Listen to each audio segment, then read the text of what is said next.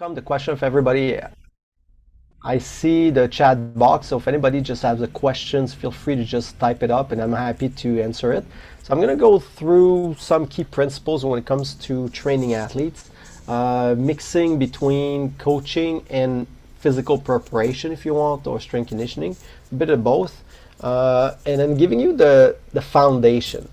Um, the thing about training athletes, it's a mix of science and art. The science is what the research says, it's what the book says, I should do that and that and that. That's the ideal. We all know we don't live in an ideal world. We have a reality.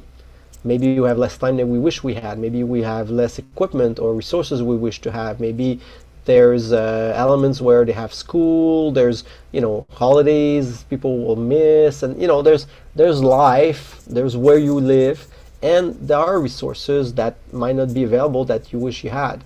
So the best coaches are the ones that know how to make make lemonade out of a lemon, so to speak. So it's two key characteristics would be creative and be resourceful. One of my favorite TikToker at the current moment is I forgot his name, is a basketball guy from Africa, and I love his stuff. He's so creative with using how he gets training done in basketball. It's the thing where when we don't have everything we need to have, and trust me, even if you go to first world country, some niche sports don't have the funding they wish they had. Like obviously the big sport have a lot of money, but it's not as good as it is perceived. There's many sports in my province, which is considered first world, in Canada, that don't have a lot of equipment. They barely have funding. The athletes have to pay for a lot of things. So they do whatever they can with what they have. But one thing you will observe in sports, coaches and sports leaders that are faced with challenges tend to get very creative and sometimes get better results and get better work done because they are resourceful. So I can start by really emphasizing how important it is to acknowledge, okay, this is what I have, this is what I will work with, whoever I will work with. And then you start from there and you try to take what science says you should be doing and the reality. There's a fancy word from a mentor that actually just passed away yesterday. He was my university mentor. It was a big name in the French Canada, where I'm from, and he just passed away, but he has a word that describes, and I'll honor him tonight by actually using his word. That was 20 years when I was in the university, and it was the word contextual reality, meaning your context, the context of your own reality, in your own sports, in your own country, with the athletes that you coach. So there's two key points here. Is the first thing is you need to know who are your athletes, who are your participants. It starts with knowing them. Now you say, well, obviously that's obvious. It's a Julie, Mark, and knowing your athletes is more than that. You have to know their motivation. We assume, falsely at times, that athletes are very, very motivated because they're passionate. If you're coaching in a sport, more than likely you're a passionate person. You're a passionate guy, a passionate woman. You love your sports. You eat, sleep, and breathe your sport. If you're gonna stay involved as a coach, most likely you're one of those that has it in its blood. But a lot of people that are involved in sports, although possibly athletic, although appreciating the sports, although enjoying the training and the competition, might not be that passionate. They just like the environment. They like how it makes them feel. They like the experience. It might be with, some of their other athletes might be their friend. And for example, I'm on the shorter side and the taller side for men. So I'm not necessarily exactly a basketball type player. But if I was taller, does that mean that automatically I'm a basketball player and I love basketball? Does that mean that I love volleyball because I'm tall and it's an asset? No, it doesn't mean that. But it may make me feel good because I'm tall and it's easier for me and I'm valued. So does that mean I really want to go through gruel training and I want to reach the next level? Not necessarily. So understanding the true motivation of the people behind the athlete, know the person first. That's the first thing. Know your participant. Number two, know their history. Do they have injuries in their background? what other sports have they done? How many years they've been in your sports? Have they trained before? Have they done formal training? Who's coached them? What level they've played? So knowing their history will allow you to have a better grasp on where they're from, what their needs are, and what the limitations might be. So it starts with knowing who you work with. That's important. So know your participants. The next thing you have to do is know your sport. So what does your sport require? If I'm a football coach, the needs for football are not the same as swimming, volleyball, running, cross country, or track and field, or anything. So you have to understand the limits and the demands of your sports. So usually, knowing our sports means what are the physical quality involved? Do I need strength? Do I need power? Do I need endurance? Do I need flexibility? And also knowing, and that's one thing that's often forgotten, what are the common injuries in your sport? And every coach kind of knows that. So the reason why you want to know your sports and the injuries, well, you have to factor that in your risk management. Here's the thing, I'm a certified strength conditioning coach. So I've worked with a lot of athletes. And everybody is very excited about training to increase speed, agility, power, strength, and flexibility if your sport does require flexibility. You know, a football player might not be excited about getting super flexible, but a gymnast will, a martial artist will, a dancer will. So anything that, or even an Olympic weightlifter. People don't realize how much flexibility you require in Olympic weightlifting. So you're excited about getting improvement in these qualities because you know how much of an impact it will have on your game or in your ability to perform. But all of you that have been involved in sports, I've met people, or you've been injured, or you've coached people, as soon as we're hurt, we get injured, our ability to perform, if we're able to compete, goes down drastically. But here's the implication. So if I get a shoulder injury in, let's say, tennis, can't do much with my racket until my shoulder gets better. So it means I'm missing a lot of training, and whatever I do in training will be not very good, will be very limited, and that will make me suffer for getting in better shape. That'll make my game suffer, and obviously my ability to perform in competition will be severely compromised. So managing injury is a key element. Now, if I'm going to ask any of you, okay, today our training is very focused on stability. It's very focused on posture and mobility, and it will prevent injuries. You're probably going, hey, I'm very excited about that. That's not very sexy. You know, people don't get excited with injury prevention. Unless you've been very injured, you might get a little excited about not getting injured, but that's not what people get excited about. So here, there's also psychology involved in how you approach this. So if you're gonna do work, and then as a strength conditioning coach, there's what the people want, which is the power, the agility, the speed, and they want to look better too, side effect of, you know, training. But they also have needs, and what they need is not necessarily what gets them excited. Well, you need more stability, you need more flexibility, you know, like the foundation work. So as a strength conditioning coach, I will kind of sell what they want, but I will put in the program what they need as well. I'll give you a very easy example. So if I work with men, okay, especially younger ones, if I have a bunch of 16 to 20 years old men, they all want to work the biceps. They want the gun, right? You don't need to do bicep curls as an athlete. No, at all. The bicep curls are mostly useless. It's great for bodybuilding, but doesn't really help sports at all, because everything you do in a rowing, any kind of pulling movement you do, works with biceps. So your biceps are trained by any pulling movement. So there's really no need to isolate biceps for athletic purposes. Does it make you look better? Absolutely, but it's not training. But guess what? I'll squeeze in little bit of a bicep exercise in there for the male, because they get excited about doing arm work. So that's the psyche of, oh, you know, they're looking and they're proud of it. Is it needed? No, but I give them a little bit of, you know, a candy at the end, because that's what they want. So you have to balance the needs and the wants so that they will buy into the training. So lesson 1, know your athletes. Lesson 2, know your sports and what's required. Number 3, understand what they need, but get them excited with the benefits of what they want. Now, another message I want to bring. Why and how does Training athletic qualities, speed, agility, endurance, strength, power, flexibility, etc., helps skills execution.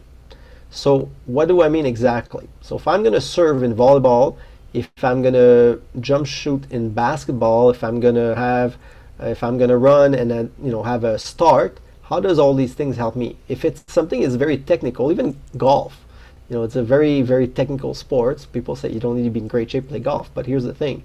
If you have more power, more flexibility, you're going to hit the ball deeper. But in order to be able to hit the ball, you need to know how to hit the ball. So at a higher level of sports, physical fitness, when trained properly, especially when geared towards the specificity of the sport, will allow to amplify, to magnify the ability to perform those skills. So I'm going to be able to hit harder, farther, and more consistently, and with less injuries.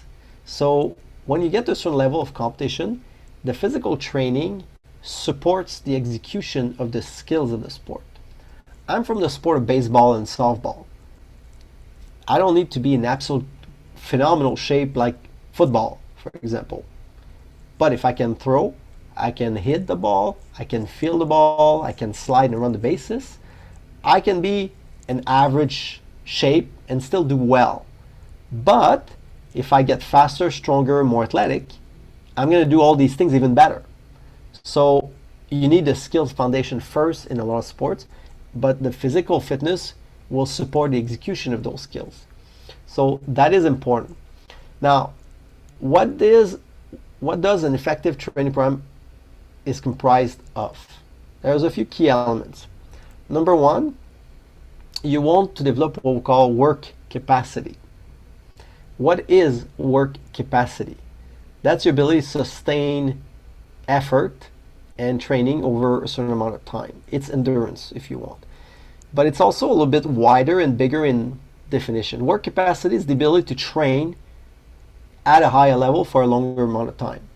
So if you want to instill training in your athletes, give them work capacity. And you do this through two things. Number one, good old-fashioned cardio, whether it's more steady state like running around for a while, jogging and so on, or with sprints and conditioning work. You just build the body's ability to sustain an effort for an extended period of time. The other way you can do it is by increasing how much work you do in your sports a little bit more over time so they can sustain it. I'll go back to my sport, baseball and softball. People say you don't need a cardio for baseball. No, you don't. But you know why you need a cardio? For practices. Because we do thousands of reps. Trust me, 2 hours of softball training, you're hitting, you're fielding, you're throwing, you're running sprints, you're turning bases. We do so many reps that an athlete at a higher level, I'm talking, competitive softball, not fun softball where you play once a week and have a beer after. I'm talking higher level. The thing is, if an athlete doesn't at least have a basic cardio, they're running out of gas after a third of the practice, making the rest of the training meaningless and useless. So their development is affected not by the ability to have endurance in the game, but as sustaining practices. Not only you want to sustain practices, but you want to sustain conditioning and strength training and every other things that go into it. So the idea is the first foundation for any athlete is to build a basic work capacity that is in line with the needs of the sport.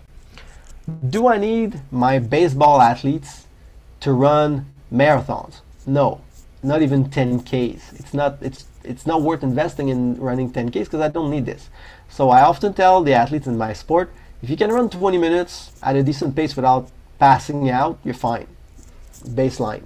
Okay, so what is your baseline in your sports? Now, if I'm football, my baseline is right up here. It's one of the most important. So figure out what is the baseline of your sport. That includes the amount of training that you do. That includes how much cardio or energy systems is involved in your sports. Okay, so that's the first foundation of training is work capacity.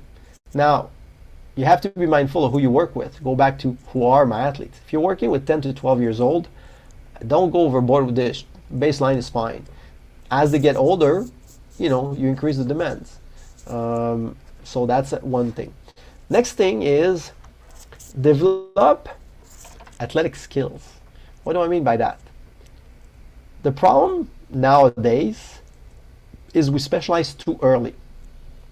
So if I'm a football player, I'm going to be football, football, football. If I'm a runner, I'm going to run, run, run, run, run, run. If I'm a whatever sports, there's a trend, maybe less in Africa. I'm not overly familiar with all the sport structure, but I think the more I'm exposed to multiple sports at a younger age, the better it is for my long-term development as an elite athlete, even in one sport.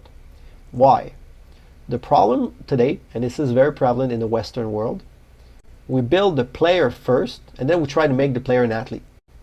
So by the time they reach age 14, 15, yeah, but they need to be stronger, they need to be fitter, because they got great skills, but they're not an athlete. They don't move like an athlete. They just know how to do the skills well, and they understand the game.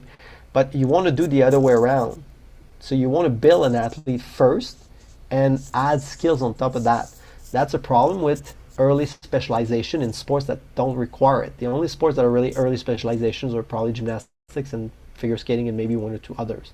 Outside of that, most sports are late specialization, which means you're going to reach your best when you're an adult, like mid-20s, for example. Early to mid-20s, usually a peak, maybe up to late 20s, depending on the sports. But building a foundation of athleticism before sport-specific fitness work. So what do I mean by that? I just said a few minutes ago, know your sports, know what is required in your sports. That's true from the time the athlete gets to the age of 12 to 14. Then you want to be sport specific. Before the age of 10 to 12, anything should be focused on 5 qualities: agility, balance, coordination. Notice the ABC here: agility, balance, coordination, ABC, and 2 S's. So ABCs: speed and suppleness for flexibility. So these are the 5. So you may want to write that down. The 5 qualities that you want to emphasize to give a really solid base of athleticism for any athlete at any age, but especially the younger ones, are agility, balance, coordination, speed, and suppleness or flexibility. If you work on those 5, which don't have really limitations in terms of how much you can do, which is nice, the prescription for training for anybody around below the age of 10 or 11, go crazy with it. Now, my tip, if you're training young athletes, work that through games. Play tags, play relay races, make it fun. Don't run a bunch of sprint with a bunch of 8-year-olds all the time. Can you do sprints for the sake of doing sprints? Yes, but if you get them to compete and turn around cones, suddenly it becomes fun because it's a game. So they will learn better by games and drills that are fun in nature, especially at a younger age. But you build a foundation this way. So work capacity, a base of athleticism. Now, if you work with athletes that are a little older, 14, 15, 16, early adulthood, early 20s, but they are lacking, they're a good player, they're a good athlete in the sports, but they don't move like an athlete. Like, you know what I'm talking when you look at someone, they just move well. They're natural. They look like they're natural. They're balanced, they got mobility, they're strong, they're explosive, and they're like the whole package somehow. Now, granted, some people are genetically gifted, but if you work from the start on making them athletes first before they're a player in your sports or a combatant in a combat sport, it helps pass the plateau. We often say the junior level. So if you want to get your athletes to the top, the burnout is right here and the plateau is right here. It's a lack of athleticism. So everybody's good up to a certain age, and then you get to a certain level and everybody is skilled. So what makes the difference between a junior level athlete and a senior level athlete, like, just before you get to the top of the pyramid, it's athleticism. And athleticism reduces the amount of injury drastically. So I can emphasize enough how important it is to build a foundation of athleticism. What does that mean? They're able to run, change direction, run fast, be balanced, be coordinated, so have some flexibility. So all training, again, the ABCs, agility, balance, coordination, speed, and then suppleness, will go a long way to give you great athletes and serving them on the long term. So that's another key lesson here. Now, what do you do after? So by the time you have a bit of a base, if they're on the older side, and then you can address sport specificity. You want to identify 2 or 3 primary qualities you want to work on. Of course, we wish we could do everything, but a coach has to make decisions. So time is like a budget. It's like money. You have so much of it. How you use your time, how you budget your priorities within your time budget makes a big difference. So you want to, I wish I would do more upper body work in some athletes? Yes, but I don't have the time to do, so I do what I can. So you make choices, so identify what matters most. So, okay, for me, speed, explosiveness, and lower body strength. So that's what I'm going to do 80% of, and the other 20% will go towards other physical qualities. So have your primary 2 or 3 where you put maybe up to 80 or maybe as low as 60, but 60 to 80% of what you do should be 3 physical qualities most of the time, and then you round this up with another 2 or 3 that are complementary. That's how you do sport-specific training, but you have to identify what's needed in the sports. Now, I'll go back to football as an example. Do I need to do a lot of upper body work with football players? Is it helpful? Yes, because I won't be pushed around as much, but actually balance starts from the ground up. So if I have a good core, if I have a good solid grounding with my legs, then the upper body just needs to be strong enough to sustain the push, but the rest of the body will support it. So investing too much time in building muscles in the upper body and strength, I don't want to say a waste of time, it's never wasted, but it's not that relevant. So I'll give you an example. A couple years ago, I was coaching Olympic athletes as a strength coach. In my sport of softball, I was hired as a strength coach for the women's national team in Canada. They're preparing for the Olympics. Well, I monitor the program, I set a program, but then I do testing, and the athletes got slower. Like, what's going on? They're supposed to get faster. And these are 2 of the most dedicated athletes we have. They're seniors. They're like, some of the leaders of the team. And I know they did the work because they're probably the best role model we have. They got slower. So I dig in, like, what's going on? It's a normal. The Olympics are like in 6 months, and you got slower over the last 4 months. I learned that thinking they would get in better shape, they decided to train for 10K races. Well, if you know what 10K is, it's about an hour, it's between 45 minutes in the high end to about 60 minutes for the average person of running. So they spend a lot of time doing a lot of cardio and preparing to run a 10K race to get in shape. Well, it's the wrong kind of shape. So that they sacrificed so much doing this and didn't have the time to do all their speed and agility. They barely did it, but they weren't able to get the most out of it. So their speed and agility, which is their bread and butter, by the way, in softball, suffered. They lowered their ability to be quick and fast, which is very important in my sport.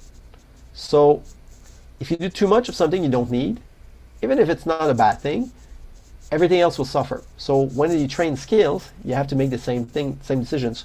So what gives you the most bang for your buck?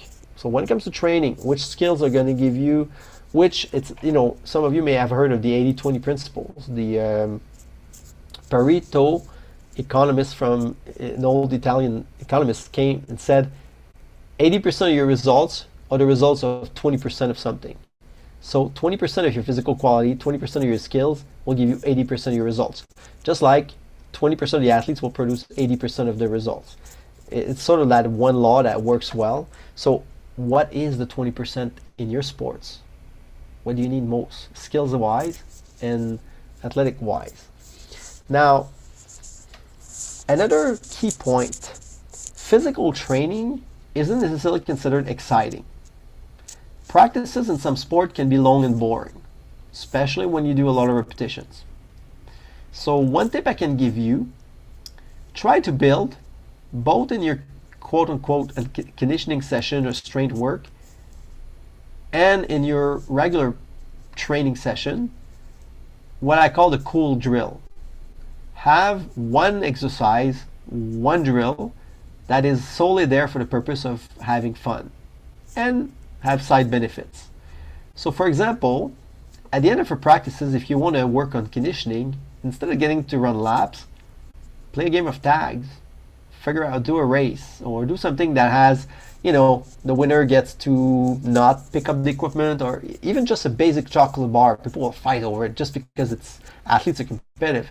But have in your practices for your sport one drill every practice that the primary goal, it can have secondary benefit. You may work on a skill, you may work on a conditioning, but make it fun with the first objective of the athletes having a good time.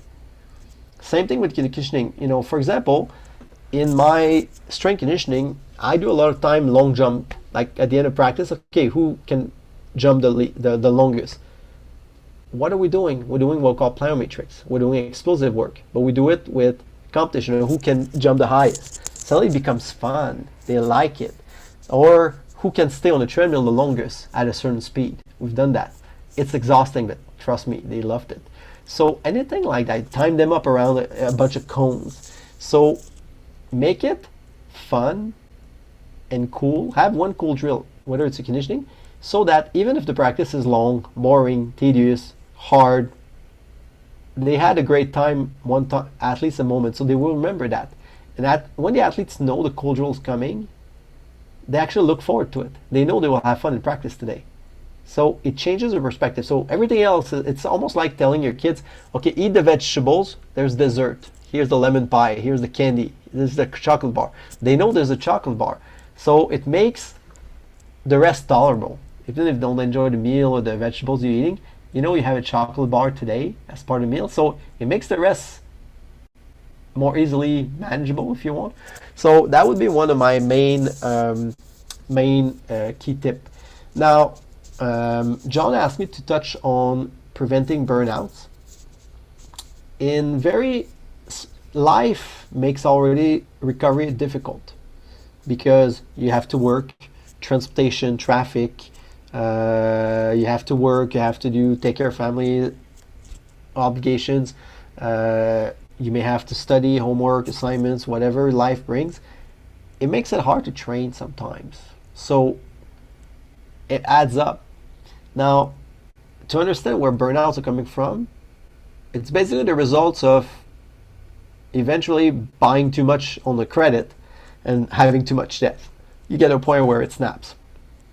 So if your body runs on reserve fuel, if your body runs on credit, eventually it's going to collapse, so to speak.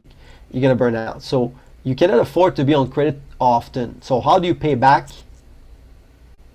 How do you recover? Sleep, hydration, and nutrition.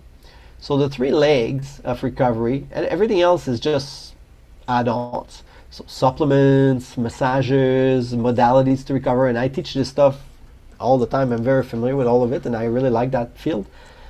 But at the end of the day, it comes down to the tripod. It's really about rest/sleep, what you eat, and how much hydrated you are. If you take care of those three things, you're 90% of the game of recovery done. So make sure that it's not perfect. I mean, food is not always, good food is not always around, maybe, but try to get them to drink more, drink water, or drink soda if it's the only thing available. But the idea is staying hydrated, eating well, having recovery food, and resting and sleeping are the body's foundation for recovery. Starting from that premise, as a coach, the key element is to manage, and burnouts comes in two forms. It comes in physical form and it comes in a psychological form, so mental burnouts. Sometimes I'm like fed up. It's not physical, it's just mental. So you need breaks. Physically, eventually the battery of your body will run out, meaning it's almost like a cell phone. If you don't charge a phone, eventually the battery will be low. You gotta charge it up. That's sleep, that's hydration, that's nutrition. So how do you prevent burnouts? As a coach, it's easier to prevent than manage when it happens. Trust me, a burnout takes a while to get out of.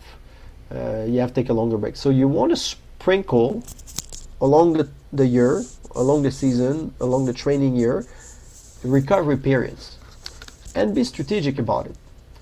Is there a long weekend coming up? A holiday? well, maybe take off. Sometimes holidays are a good time to get all the athletes together, but if usually people, let's say, go there, like right now, starting tomorrow in the Philippines, where I am right now, there's like a 40 weekend. People go back to the country, go back to the province, they're in the family. Everybody kind of is on holiday here. So as a coach, it's a perfect time to give them 4 days or even 5 days of no training. It's a great recovery. So use like the holidays, Christmas, or any sort of time off that comes naturally because of the schedule that you don't absolutely need your athletes to be. This will pay off big time. So it's a way to recharge the battery. It's a way to charge your cell phone back, so to speak. So sprinkles recovery along the way so they don't burn out. Now the other big thing on the long-term basis, they need breaks more than a few weeks along the way during the year. So there should be an off season. There should be a transition period. So that's usually anywhere between minimum 2 weeks, which is very short, to a few months. Some sports run 4, 5, 6 months a year. So what is a transition period? During the transition period, you want to do anything but your sport. Don't practice, go do something else. If you're a runner, bike, play volleyball, play bowling. So there's 3 objectives during the transition / break period from your sports. Number 1, disconnect, do something else. Number 2, build back a bit of physical fitness. Don't go super hard, but sometimes you can sort of, if I'm in the sport of, I don't know, tennis, I could go for light jogs, not kill me myself, just a little bit. But the third one that we forget too often and the athletes neglect, because if I start playing, if I start competing, I stop training in my sport, it doesn't hurt. I don't feel my injury, so I think it's going to go away. But here's what happens often. The athlete takes a month off and then comes back, and then within 2 weeks their injury is back. But they haven't felt it in 2 months because they haven't used their arm. So use the rest period to heal those damn injuries. Like really proactively go after those injuries. So there's one thing you should be laser focused in during the off season. Heal the injuries. Build the shoulder back, build the knee back, build the back, build the wrist back. Whatever is hurting, take care of it. Yes, rest will help, but see the physical therapist, see a doctor, do some exercises that are prescribed to you. So very proactively heal the injuries. That will go a long way for the next season to go well. Okay, so you want to take off your sports, do something else, physically active but lighter, and just take your mind off your main sports. But proactively, like transition should be get rid of the injuries as much as possible. And this is the one thing the majority of athletes and coaches in many sports tend to forget. Now going back to burnouts. So the problem with this is when the athlete starts to compete, they're excited. They do more training. They're like, oh wow, they're so motivated, they're so into it. They're gonna hit a wall at some point. If you've been around the block and you've lifted, you'll see coaches just run out of gas. Athletes just at some point get demotivated. There is a huge body of research that shows that athletes that train year-round from a young age in one sports burn out by mid-teens. 15, 16, 17, and drop out. So, when you have some of the best athletes, they're like, oh, this is the next one. This is like a very talented athlete. They're going to reach a higher level. They're going to make a difference. And then by the time they're 16, 17, they sort of fall off the map. They quit because they're injured. They are burnt out from the sports. They're fed up mentally. Physically, they are plateauing. They don't have the athleticism I was talking about earlier. There is massive research, massive scientific evidence backing this up. Early specialization with too much training without break leads to disaster, even in the best, most promising athletes. So give them breaks, get them to do something else, and at the end of the day, add variety. So managing volume and variety are two of the most key elements you can do. So I'll repeat those. So keyword here and key concepts. Managing volume and having variety. So managing volume means how much work you do. Sometimes you can do a little more, but if you've been through an intense period, a little break and then lower the amount of work you do, the quantity. Focus on quality, less quantity. So you want to make sure that it's like, let's say I have like 3 hard days of hard work. Today I'm going to take it a little more easy. So it's like your daily life. So if there's like 2 or 3 days you're working so hard, like I'm tired, you need to give your body and your mind a chance to recover. So always modulate the training based on the demands you had, but you have to do this. You cannot be 100% all the time. If you're always pedal to the metal year round, recipe for disaster. You control that as a coach. The other thing that is very important and that changes, that helps both physically but especially the mental side of things, are variety. You would not believe how coaches get lazy in doing the same thing over and over and over. I'll tell you right now, if your athletes can predict your practice, if they can predict exactly what you're going to do in which order in every practices, you probably need to look at yourself in the mirror. Okay, there should be some. I mean, you having a consistent format, understanding how to do the warm up, and understanding most of the time how practice will go is fine.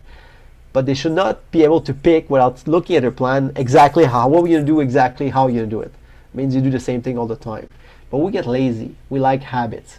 But the athletes get tired and bored and less involved. So that's why the cool drill is one element. But take the time to write down the plan. Change things around a little bit. You don't have to change everything, but throw them a little curveball. Change something. Come up with a new drill or a more challenging one or modify one. And then, it's almost like a deck of cards. So let's say you have 10 cards in your hands, and then, the foundation of your training is like 6 or 7 cards. Well, you have another 10 next in the stack. Just switch 1 or 2 every time and cycle through another 10 cards from the 10s you have in your hands. So keep the core 6 or 7. That's the foundation of your practice. But then cycle around the other 3 or 4 to keep the variety. You don't have to do a new thing all the time, but you can, something you did 3-4 weeks ago, bring it back, especially if they had fun with it. So the idea is cycle through some drills. Don't do the same thing. Be varied, but be surprising as a coach sometimes in your practices. Change the order. Do something a little different. They will like that, because athletes get so bored, especially higher level athletes, doing the same boring warm-ups every single day. I was in a forum a few years ago with all retired athletes. The whole forum was about retirement of elite athletes, how it's hard and difficult to answer them. And I remember sitting there as an observer. I wasn't part of really the panel, but there was a panel with a bunch of experts and former athletes with a crowd of athletes and coaches, right? And then one of the panelists said to the athletes, "How many of you miss practice or were bored with practices?" And everybody in it is like, "Oh my God, I don't miss that." They miss the competition, they miss the camaraderie, they miss, challenge themselves, but they don't miss the warm up. Like all of them were like it was unanimous. It was a consensus. They all did not miss their own warm up. So that stuck with me, saying, okay, I better make sure the warm up not that bad, because I want, but it's so repetitive. They go through the motion. It's boring. You may spice it up, especially in practices. In competition, you don't want to change what you do, but in practices, change things around a little bit. So variety is a very good recipe to prevent burnouts, both physically, because you change the nature of the stimulus on the body, so it's good for not overdoing certain things, and it also builds athleticism if you do things a little bit more differently. But the mental side is huge because there's variety in there. So if people have questions. If you have questions, John, these were like the key points that I had that I want to discuss today.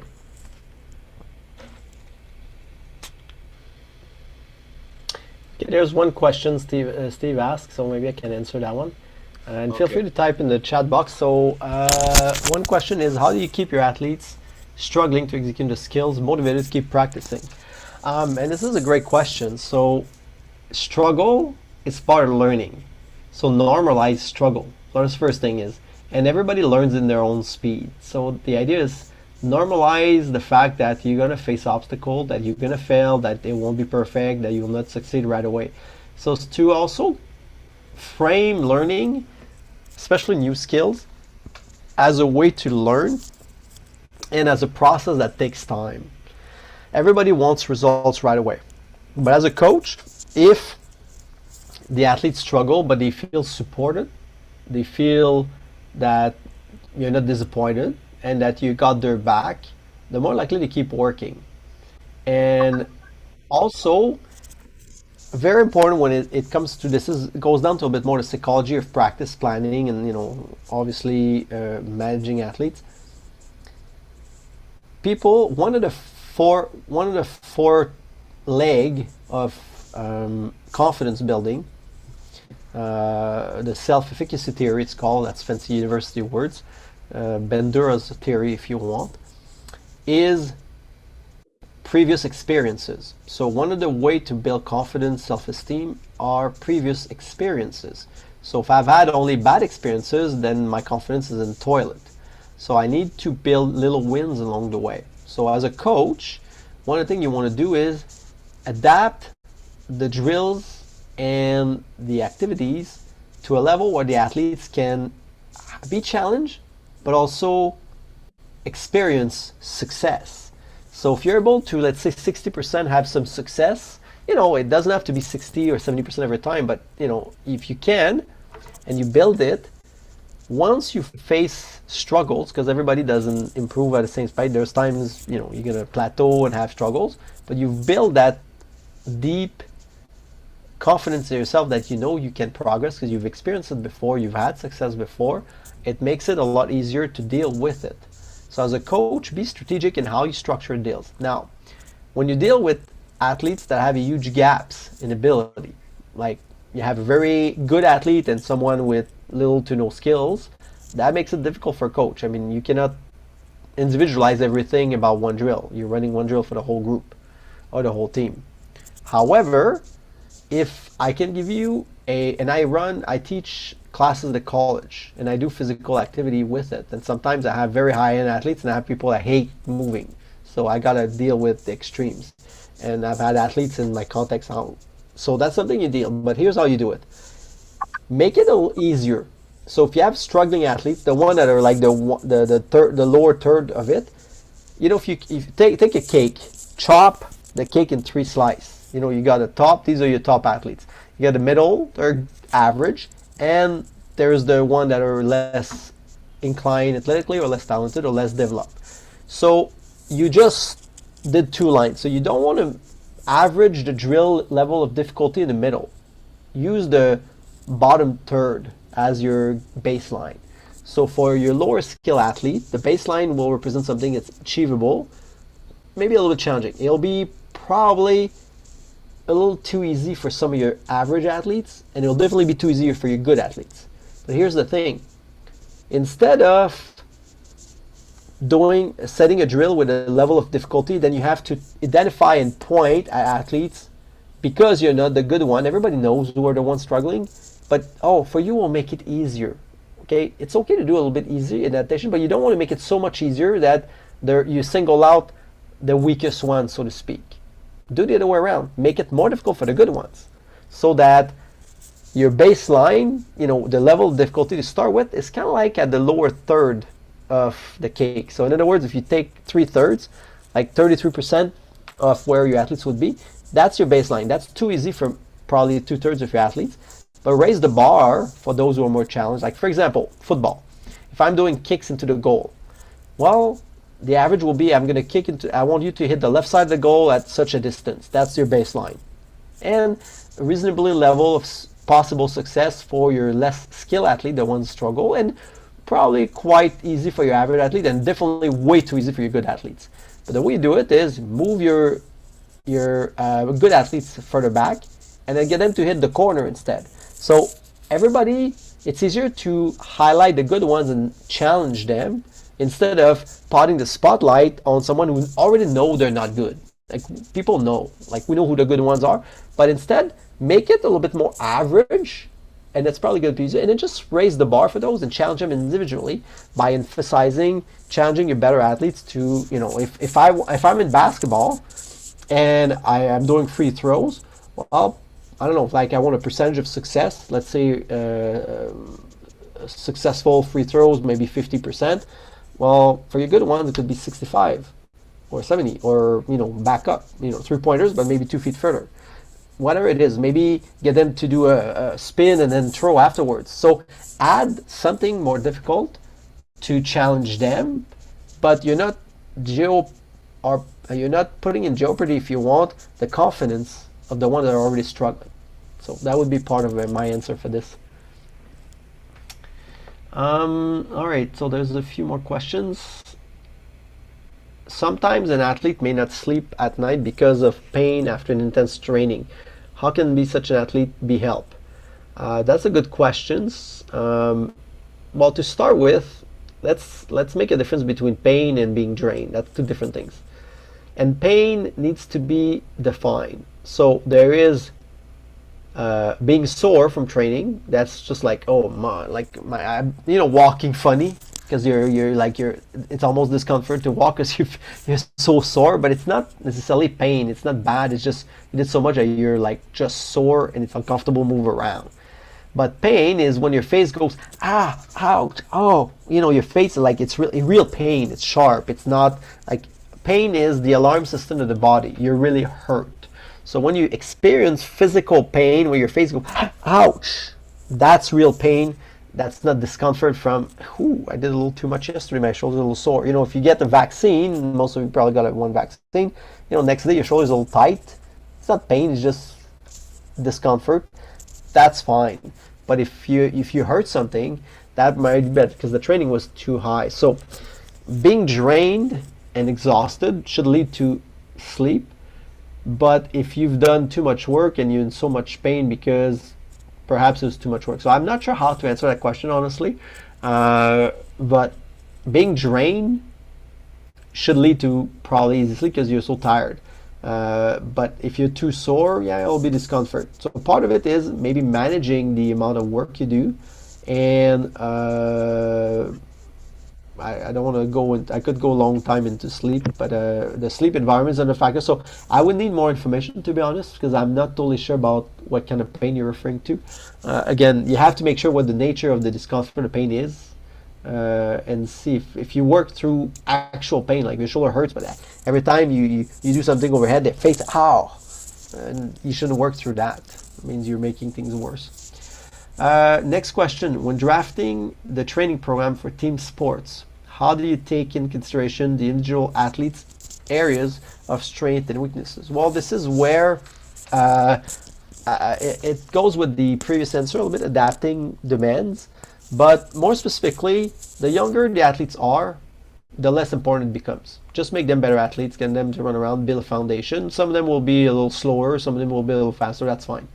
By the time you get to 13, 14, 15, and you're getting more into specialization, let's say I'm in a team sports or in a group environment. Some individual sports, let's say boxing or taekwondo or karate or any martial arts, a lot of times club train together. You do the same thing in training. Okay, that's very common. Or you're a group of 8, 10, 12 athletes, 15 athletes working together, although it's an individual sports. So there's probably common needs. There's probably, if it's a same sport, you obviously have things that you're going to work on that are the same for everybody. But then there should be about 20 to 30% of the training that could be adapted for the athletes, where if one doesn't need to work on as much on let's say speed, but is lacking strength, well, they can spend a little bit more thing on strength, where an athlete that has maybe a speed deficiency or flexibility deficiency can add up. So you can reserve 10 to 15% of your time in a group environment, a team environment, for personal needs, for individual needs. So you actually schedule time. Okay, now you go and you do your own exercises, and then the athletes do what they need to do. Basically, there's a percentage of the time that's dedicated to individual needs. That way, they can focus on the things they need to work on their weaknesses, while others will work on other things. So that's one way to handle a group environment, a team environment, for individualization. At the same time, give them different goals, different outcomes. If you're running, most of it is the same. Well, I might not lift as much as the next guy or the next girl, but it's my own goals with me. A lot of time, physical training is going to be someone against themselves. There's the fast guy, he's fast. Well, I'll never beat him, but I can get less slow, so I can improve my own personal time. So it's to put the bar in par with their their adversary is not their teammates. It's mostly themselves. That's the goal. That's to get better yourself. So that's how I would handle it. Now it's not a perfect answer, but that's an idea. There's a hand that has been raised. Yes. Hi, everyone. My name is Florence. I'm representing Savora Fencing Club. And my question is, do you have resources that you would recommend for programs, if you're building programs for especially junior athletes, to avoid monotony? What are the resources you would recommend? 8 years ago, 10 years ago, I would have given you a bunch of books as a resource, but today, YouTube, Pinterest, it's like a million. Like you can find anything on YouTube, really. There's like high-end stuff. So there's no shortage of workouts for every single sport out there. There's like so much. There's actually it's overwhelming. So I would say look around. I like Pinterest personally because surprisingly, depending on the sports, okay, you find physical training exercise on Pinterest per body, per sport, per needs. If you want a shoulder rehab exercise, you'll find stuff there very easy. The other way is Google image it. So it's often image based. So if you search in Google, let's say, I'll give you an example, leg training for fencing, right? And then click on images. You come up with a whole bunch of resources right there. I have a bunch of resources. I have a bunch of books. I'm a trainer. I got 30 years in the field. Yet sometimes just to give me ideas, just Google around or YouTube. Then I'll pick up things there. So it's a very good way to find high quality. I don't know how much I talk and what you missed, but I was basically responding to Florence in terms of resources saying YouTube, Google search with images, and Pinterest probably for physical training exercise the best resources I could find. There's so much out there that you're gonna get overwhelmed very quickly, but they're good stuff. Okay, thank you. Thank you very much. No problem. Um, I There's believe, Johnson. Johnson, unmute. yeah, he may have written the questions. Like there's two questions from him, I think, in the chat box. Maybe I can look at them. And how can we keep them in training on the in the sports they are doing? Many of them has the opportunity. They are not serious in the training, so this way, how can coach work out? If I talk specifically from the fact that physical training is boring and not like okay to start with, strength training, running around, doing conditioning is boring. Sure that I build a minimum amount of work inside my practices. Athletes will attend practices, so I will of work that being done. And sometimes it's better to do less, but do it more consistently than strive to do too much. So, and also always emphasize, keep being okay. We do that drill; it's going to make you faster. We do the drill; you're going to throw harder. Always sell the benefits because that's really what matters the most for them. Like the biggest motivator is they want to be better. Like every athlete that trains, they want to get better. But I got the conditioning. So make it in a way, and then you can make it fun too. If they're really not into it, and I had a group of athletes a while back. I mean, it was like dreadful. I would get them. They would come in. They would drag their feet. Eventually, I made a mini Olympics out of it. I had to find a way. I was hired as strength coach, but there was boys who were just not into it. They were football players, about 14, and not into it at all. They were tired, didn't want to do it. So I made it fun. Like I made it a competition, and you know what? It worked because they want to beat the score, they want to beat the body. I made it a competition. I changed things around, and it did a half decent job. So it's not ideal, but that's one way to do it as well. Uh, My name is Ernest from Lesotho. Nice to meet you. Weightlifting. What are the best ways to fine-tune the psychological aspect for an athlete in training, especially when preparing for competition? Another question would be, what kind of diet should I be on to help recovery? Well, that's a very large question that cannot be answered in 2 minutes, but I'll give you guidelines. Psychological aspect. It goes down to, I'll give you the one thing. that can make the biggest difference. Okay? Athletes are afraid to fail. We are afraid to be judged. We're afraid to be looked at weirdly by the coach. So, as a coach, make sure your training environment. Want to do it. So, not sure. I heard something, but if your athletes, from a psychological perspective, feel they can fail in practice, and they can fail even in competition, and you're not going to be on their case, and they're actually accepting failing is normal, but you're going to get better, especially in weightlifting. You're going to fail a bunch of times before you do your PR, personal best. So, encourage failure, support it. Why? Because that's how you get better, get out of your comfort zone. But if the athlete feels comfortable in your training environment to fail, and they're not afraid to try, because the thing is, when we start going beyond what we used to, when we actually get out of comfort zone, we're going to fail. It's inevitable. We're going to fail. But you have to step out of that comfort zone in order to learn and grow. Life starts at the edge of your comfort zone. Growth starts at the edge of your comfort zone. So from a psychological perspective, if as a coach you can establish an environment where if they try to lift the weight that was really hard, or a skill that's really hard, high five them. Show everybody that's a great effort. You tried it. If the intent and the level of effort is there, highlight it. Make it a big thing. Celebrate it. Even if they fail. Because next time they want to fail, they're going to try even harder. Because now failing is part, and then by the time they succeed, it's going to be a huge success. But get rid of the fear of failure. But athletes are so afraid to fail, they would rather not expose themselves to failure than seeking improvements or successes. Because they don't want to be judged. It's human being. We protect our ego.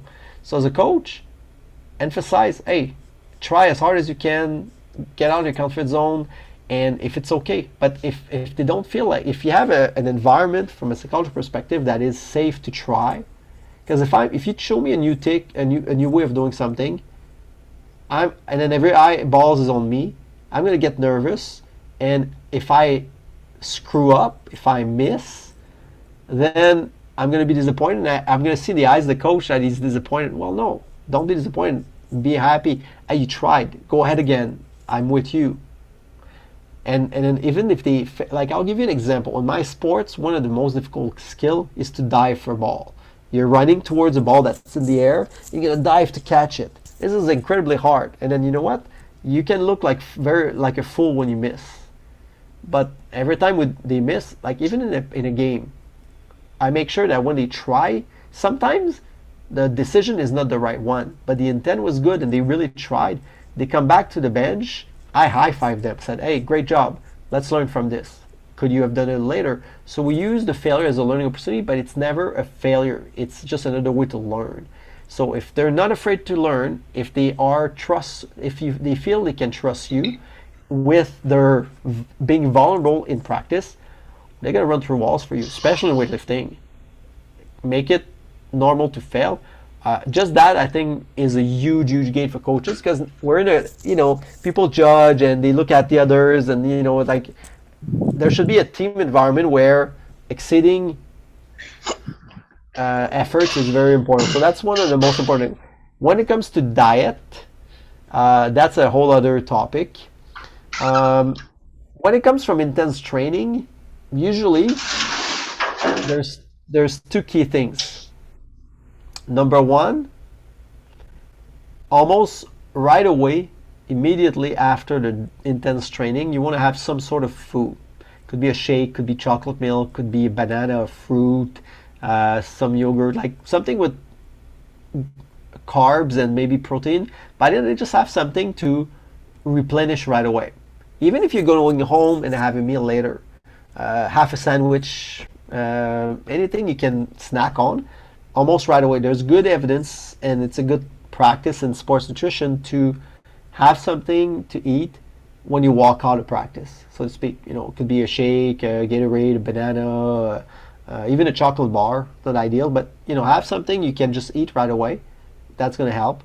Number two, within a few hours, within maybe 2 hours of that intense training, have a good solid quality meal that is healthy, and that's going to, within existing ability to have the food available, the quality food available, whatever is. But it doesn't have to be complicated. Anything, from meat to fruits and vegetables and anything, bread. Have something that will have pleasure after, and hydration. I cannot emphasize that enough. The one thing that tends to be very underlooked is hydration. People, yeah, I drink water, not enough, or Gatorade. So most athletes would benefit from just drinking a little bit more. Here's a rule of thumb: you should never be thirsty. If you're thirsty, it means you're dehydrated.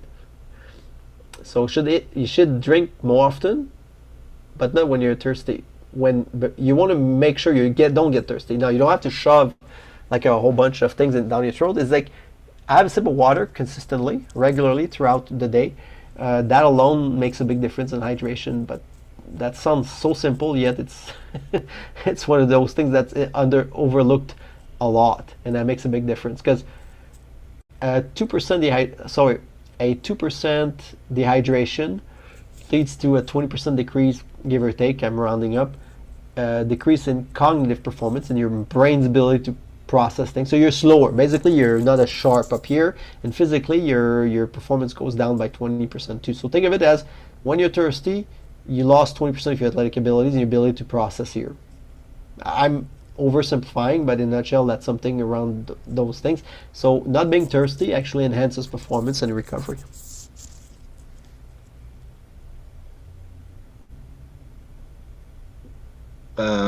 Mark, sorry. Mm-hmm. 2 questions for you. First, would you just briefly explain again the concept of train the athlete, not the skill first? And then if there's a way you can tell whether the athlete is ready before now you can move to the skill. And then the second one would be, do you have this presentation that we can share with the coaches? You have this I don't have presentation. I don't have a specific presentation. I put bullet points. I thought it was more for panel and Q&A from our discussions. Okay. I don't have like a set presentation, but I can certainly over time work on something. I've tried to just give nuggets of key elements. And recollect. Okay. Yeah, and especially I was personally involved in conferences and courses. I led a class up to yesterday, so I've been like all day busy. So to go back to your questions, okay, so I want to make sure, when you start an athlete, build an athlete. Make them a good athlete, meaning they move well. Work on all the physical qualities: speed, agility, quickness, balance, coordination, strength. Don't exclude the training of the skills. You want to teach fundamentals as well. But the problem in sports, especially when you only do one sport, is we train to make it a great basketball player. Guy can shoot, he can play defense, he can do a lot of great things, but he might not have the best physical athleticism because he only does basketball.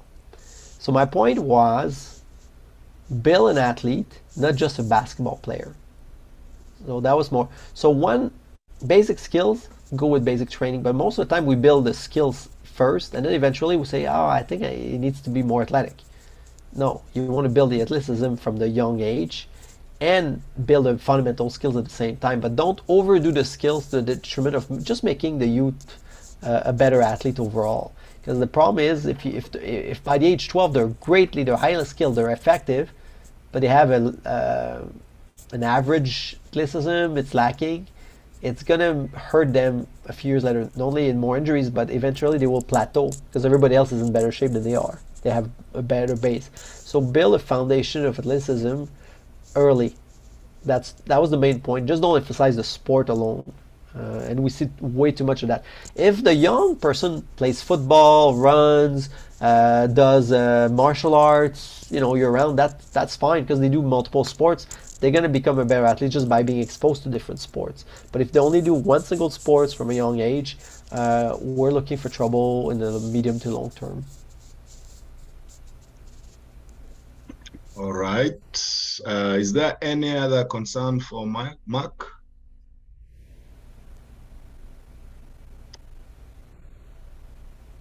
Johnson has been struggling to speak. Johnson, can you hear us? Yes. Yeah, can you now talk?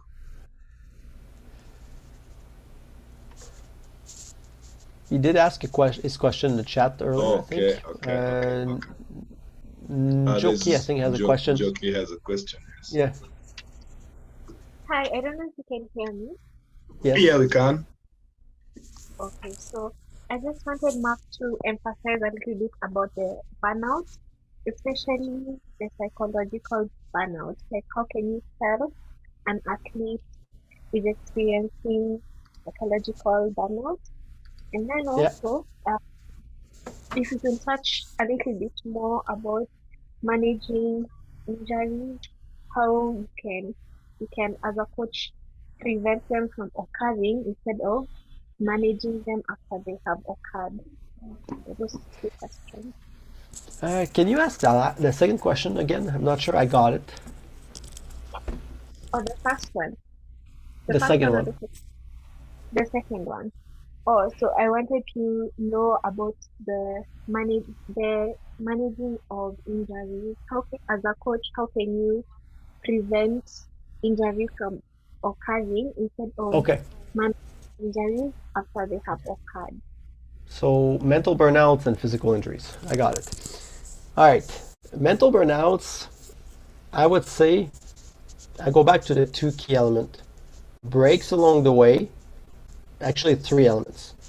Have regular breaks along the way. You know, it doesn't have to be every week, but some days should be off. But have like 3-4 day break fairly regularly, once a month, once every 2 months. That would be one thing. Number two, have an off season. Take time off at the end of the season. Like, you know, there should be a minimum of 2 weeks, ideally a month, 2 months, like where they don't do anything, not the sport. So that's very important for long term. Number three, variety. Just change things around. So variety, sprinkle breaks along the way in your year, and have an actual break, a long break to transition. These are the three most important things for mental prevention of burnouts. The other question really injuries, and it's a good one. You got to go back to what are the injuries in your sports, and then what can I do to prevent them. So football, especially in women, and actually three sports: basketball, football, and volleyball in female athletes is a disaster for knee injuries. Female athletes have 6 times more knee injuries than male athletes. You guys will wonder why.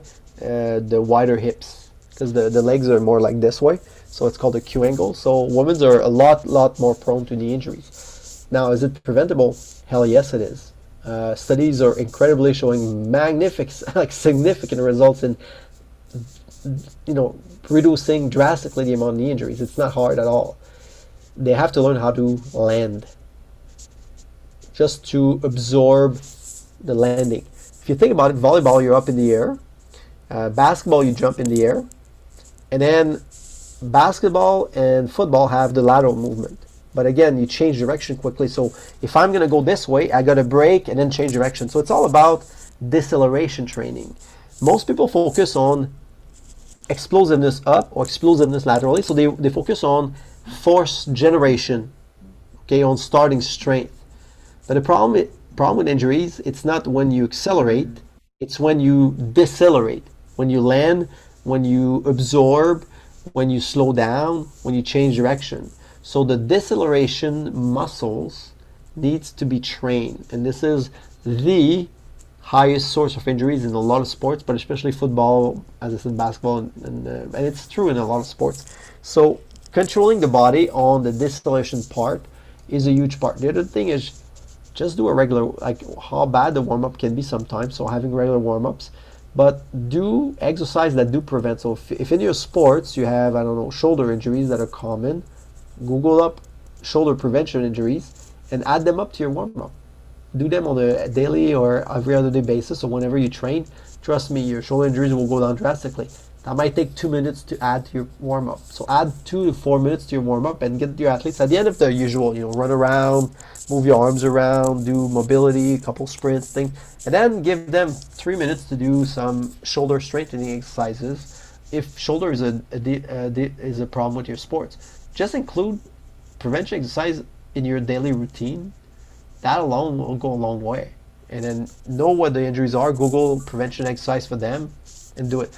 But the deceleration part is a huge source that is way overlooked. If you think about it, how often people train deceleration, yet studies around are clear.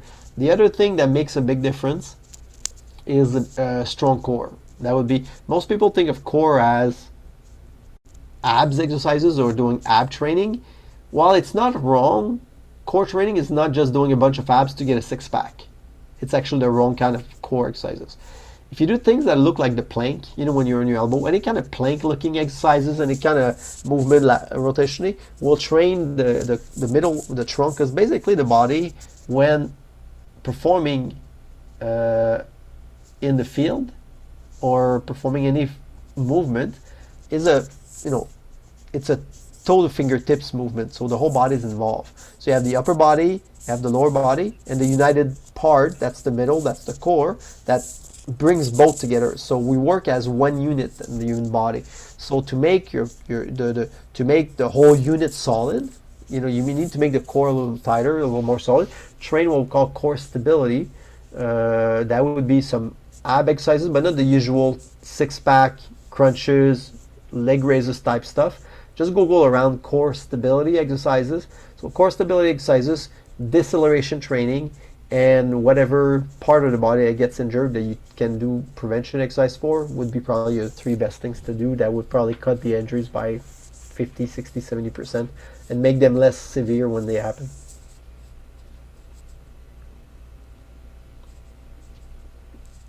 Thank you, Mark. My pleasure. Any more?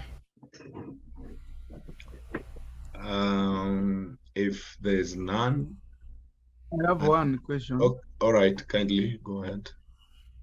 Okay, my question is, when as a coach and you have an athlete who is studying and he can only get 2 or 1 day a week to train, and at the same time you have to prepare the athletes to maybe a major competition, what kind of program you consider to do with the athlete who is a student and he can only train 2 times a week or once a week while he's having a major competition in the next 3 months or 2 months?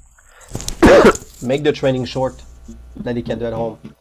The biggest mistake I see when it comes to supplementing the training on their own is the training is way too long. Like, if you're asked to do something that will only last 5, 10, 15, 20 minutes, you're more likely to do it. But if you have to do something that's going to take you 2 hours to do, you're like, oh, I don't feel like doing it, I don't have the time, I'm too tired. So elect to make priorities and give them less amount of work. But so it's a lot easier to do something that takes 20 minutes twice a week than something that takes an hour. Like doing the physical training 15 minutes twice a week is better than once a week, an hour and a half. It's the frequency of the training that matters. Most people don't realize that the one set instead of 3 is 80% of your gains. So think about it for a second, okay? So if I do 3 sets of 5 exercises, 5 exercises, 3 sets, that might take me, 45 minutes to do? I get results. Then I cut down and I do only 1 set, and it takes me 15 minutes. But I still get 80% of the results. That's pretty good. So John, since I got you here, I'll make an analogy. Let's say you have a job, you get paid. We agree with that? And I tell you, you can only, if you want, only work 2 days a week, but I will pay you 80% of your salary. Do you say yes? Yeah. You only work 1/3 of the time that you work now, but you still get 80% of your full salary. Is that a good trade-off? Somehow. Yeah, well, that's exactly what I'm talking about with training shorter. One set gives you, give or take, 80% of your results. The other 2 or 3 sets is gravy on top. It's better to do more, but it's not significantly better.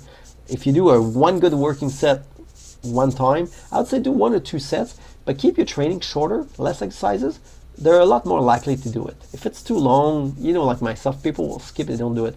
Like once I'm a trainer, so I will listen to a physical therapist that's going to give me exercises to do at home. But once I went to see a physical therapist for a knee problem, the guy gave me like 10 exercises to do. Took me like that. The whole thing took me like 50 minutes to do. Can I tell you, I didn't do a lot of it. I didn't feel like doing it.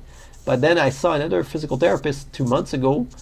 He gave me 3 exercises, said 30 seconds each. That was 4 minutes. I did it every day. Why? Because it only took 4 minutes.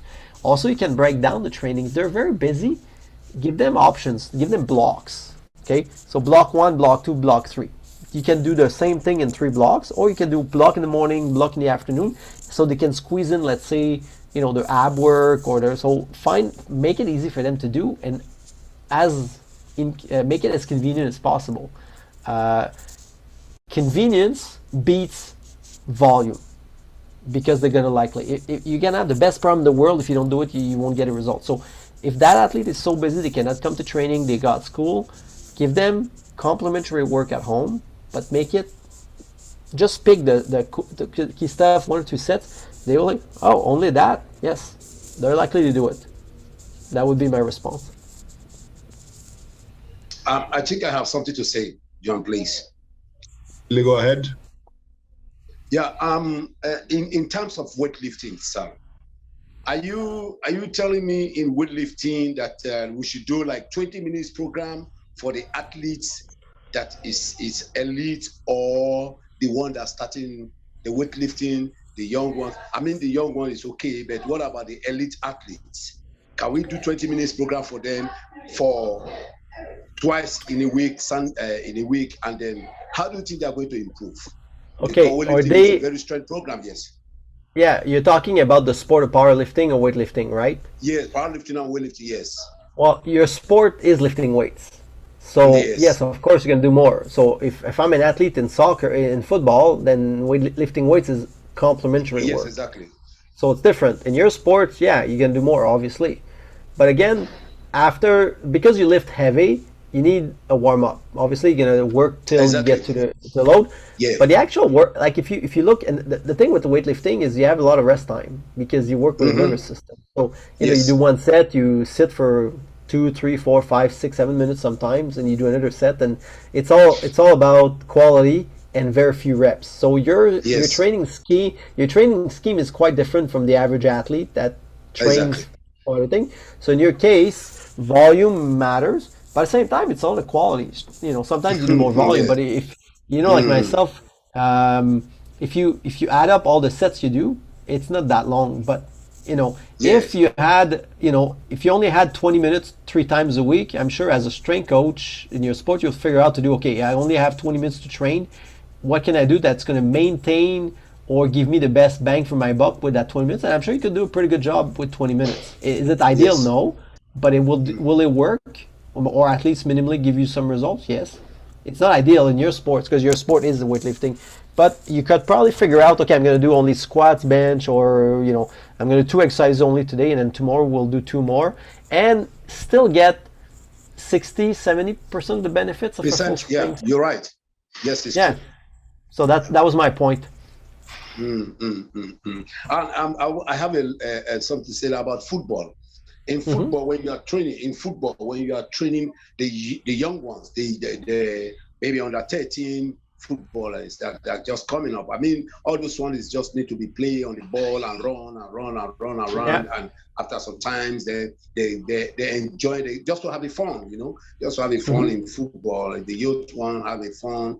Then by the time they migrate to 15 years old, that's why you begin to put in the right techniques into the body, the right strength and little bit conditioning onto them, and then from there they start picking up in their football. I think the football system is also different into powerlifting and weightlifting. Yeah, I agree with you.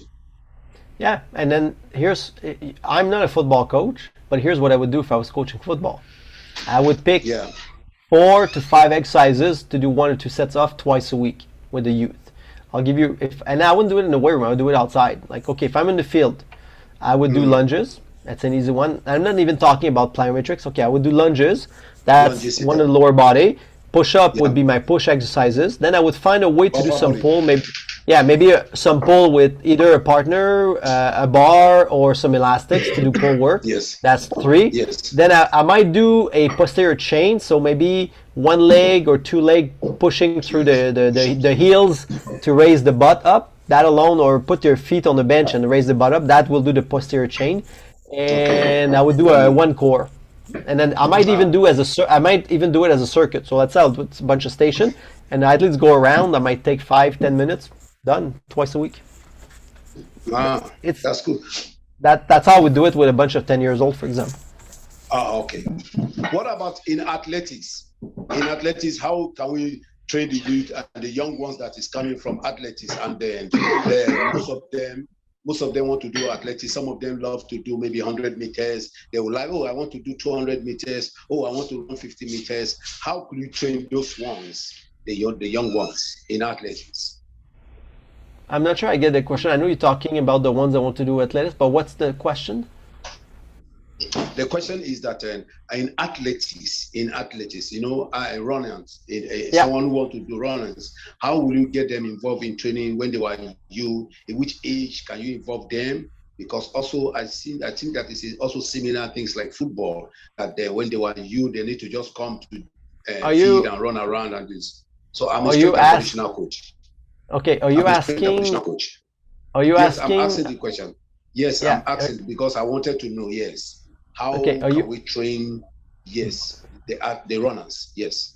Okay, so let me ask you the question. Are you asking about when do you introduce athletics? At what age you do that? Or when do you take athletics participants into physical training? Yes. The second one? And how do we put in the serious training into them?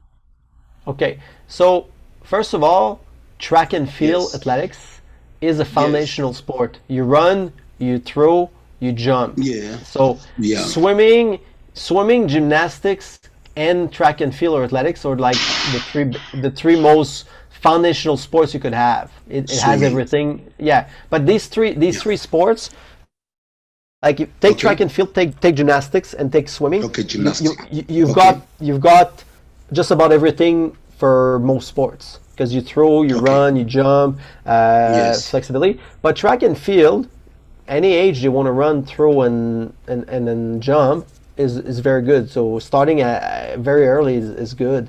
So there's no restriction. Now, how much you do and the volume will depend on the age they are, but introducing them to the running events, introducing them to the throwing event, to the jumping event, pretty much at any age, making sure it's appropriate for their age. But I think that this is a foundational sport. So someone does track and field will gain skills and ability that will transfer over to multiple sports. Any sports where you run, throw, or jump will benefit from doing athletics. Thank you.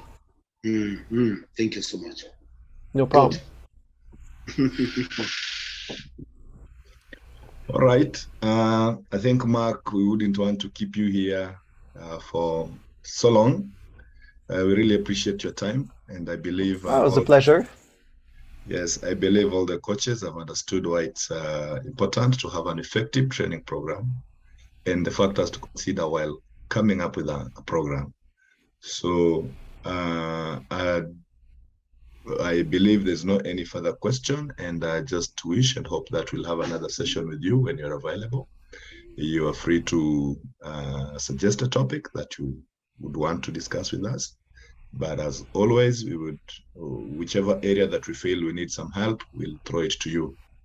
And again, thank you so much for availing yourself and your time and sharing with us your knowledge, experience.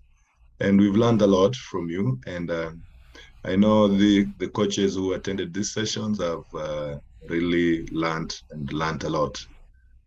Otherwise, thanks a lot for your time, and hope to see you again. Thank you. It was a pleasure to be here, and then I wish everybody a good rest of the day, and then pleasure to meet you later.